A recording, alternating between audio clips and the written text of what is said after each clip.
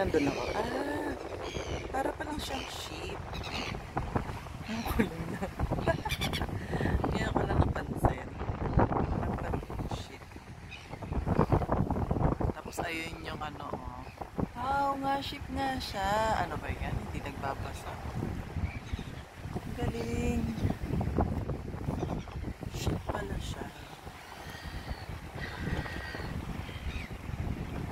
Ganda. Ang ganda guys. Super ganda ng view. Tapos, with matching the perfect weather. Oh my goodness.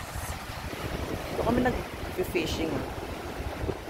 Kung napanood niyo yung vlog namin before, dyan.